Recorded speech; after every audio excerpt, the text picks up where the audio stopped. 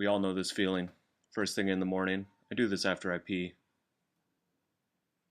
Anticipation, excitement, sometimes disappointment, sometimes regret. A lot of emotions every time you step on there. But the weight keeps falling off, and I'm doing all right with the diet. So we'll talk about that in another video. I'm gonna kind of freeform it today and just talk about some of the things I'm seeing in my lifting and things I'm working on. So number one is newbie mistake. Don't have a big stack of black plates while you're wearing a big black garbage bag of a sweatshirt. You guys will see another view of that. It is the largest sweatshirt in my collection, and I just think it's funny to put on every once in a while. It was from a football player on the Stanford football team, and probably I think he was a strong safety, so probably fit him real snug. But me, it's 179 versus probably 220, 230 pounds, and I just look silly. Look at those, look at those bingo arms. Oh my goodness. But the quest continues. I'm working on the mobility, working on just opening that chest from position one, or excuse me, from the first pull all the way through the second and third pull, if you call it that.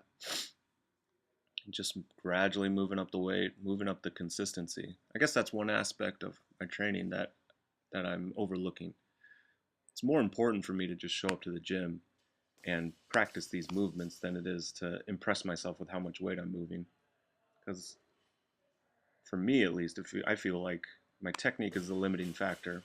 Later in the video, you'll see it. My front squat is definitely the limiting factor. It is horrendous.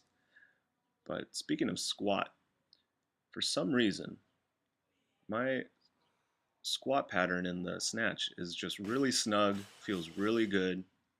I think a lot of physical therapists would be proud. The shin angle matches the back angle. I wish we could rewind and show you that, but if you're curious of what that looks like, go back and see. My shin angle and my back angle are pretty much the same.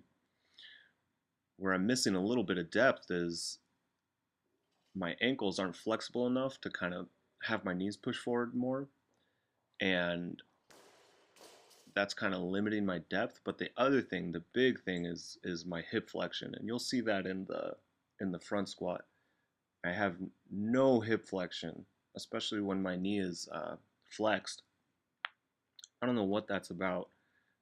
I think it's hamstrings. I think it's hip flexors. I think it's a combination of factors. It's just a gross squat pattern. So I'm going to work really hard on that. I'll probably put out a video of my routine on what I'm doing to improve my squat, besides that foam rolling stuff. Because, I mean, the hips are everything in weightlifting. If you don't have full, beautiful mobility in the hips, then you can just forget about it. So this training session, I went up heavy in the snatch, heavy-ish, and then I put 195 on the bar after that 175 double. Oh, that was horrendous. Let's see what I have to say about that.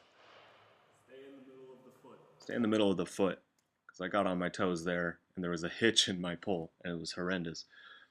But so I did that 175 double in the snatch, and then I put 195 on the bar, and then I got caught up with a friend, and we talked about the butter revolution and evolutionary biology as it pertains to the modern diet and what people should be eating and how people should be living.